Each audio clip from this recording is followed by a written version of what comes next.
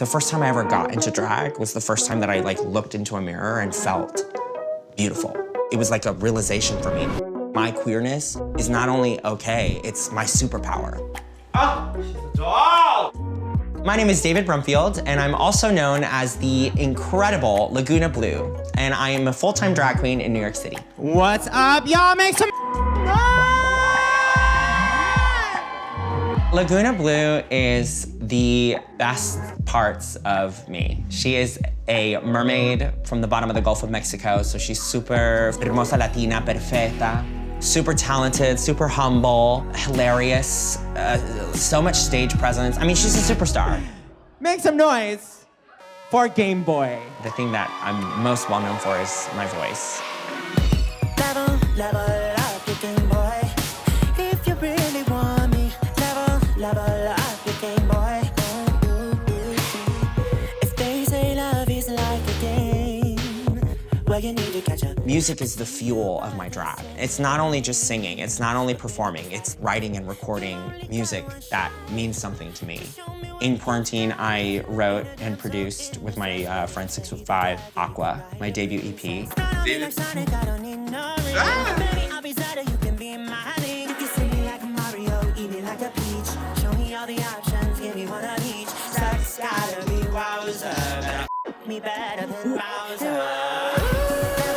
Oh my God.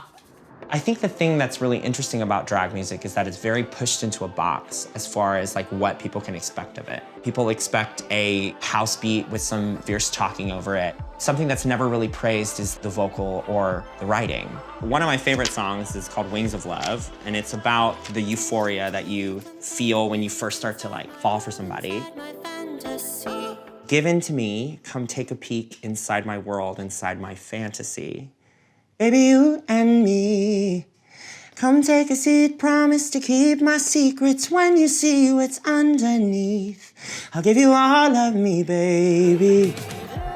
For me, it's about sharing inside my world, inside my fantasy, because Lagoona is the fantasy. Promise me that you will, you know, be there when you find out that I'm a monster as well sometimes, you know? I want to change people's minds about what drag music is. I want to raise the bar a little bit. I want to win Grammys. Welcome to my drag room, my drag studio. This is where Lagoona comes to life 4 or 5 times, 6 times, 7 times a week. As a kid, I was never allowed to have anything feminine on the walls, so now this is just like an explosion of all things that are me. If you would have asked little David if he would be a mermaid pop star when he was 15, he would have slapped you across the face and never believed you. Being queer in the South in a Mexican-American, very conservative, evangelical Christian home was like very difficult for me. I was super feminine and flamboyant and very queer and obviously in the closet. When I slowly began to realize that I was gay, I immediately like shut down and was like, no, like that's not allowed. And so my mom knew I was gay, but she did everything she could to not allow it. And so I learned to like really hate myself. And it wasn't until she was literally facing death, she was like, David, my dream is that you go and make all of your dreams come true.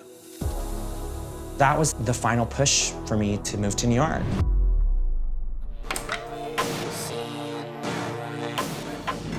On paper, you're perfect. But I had to let you go. When I'm in full drag, people who would never even look at me, not even take a second glance at me, stare at me in awe. But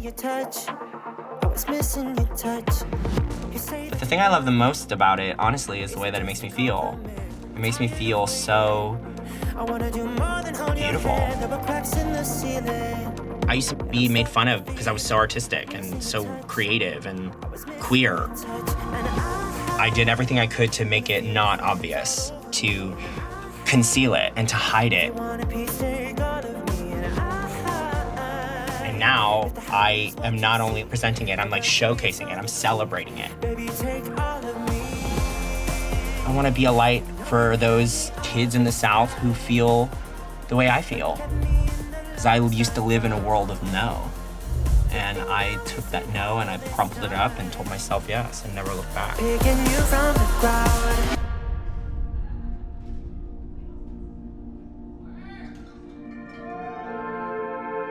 it doesn't feel real. This sort of like fantasy that I live now is not something that I ever thought would be a reality for me. I'm literally Barbie. I'm Mermaid Barbie right now. And I wasn't even allowed to play with Mermaid Barbie. On paper you're perfect, but I had to let you go. Something was missing. And when I tried to let you know, there were cracks in the ceiling. And I'm stuck with the feeling I'm missing your touch. I was missing your touch. And you say that you want. I know my mom would be really proud Is it just of me. a compliment? Tired of waiting. I wanna do more than hold your hand. There were cracks in the ceiling. Now I wake up alone. I had a voice teacher tell me that you can have anything you want in life as long as you don't want anything else. And in the last year, I have worked so hard on this EP. This is what I was meant to do. I feel like it's just the beginning.